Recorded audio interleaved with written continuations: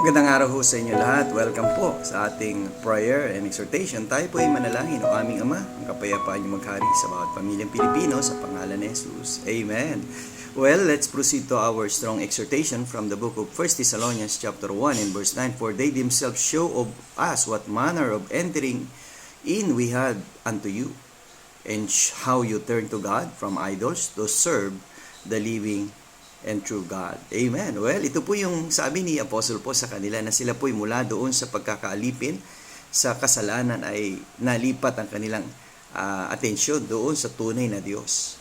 Diyos na buhay, na nagbibigay ng kapayapaan, ng kaligtasan. Kaya kung meron pang hindi tumatanggap kay Jesucristo na akin napapadalhan ng prayer breakfast na ito, kaibigan, tanggapin mo na si Jesucristo bilang iyong Panginoon at tagapagligtas at sumunod sa kanyang kalooban.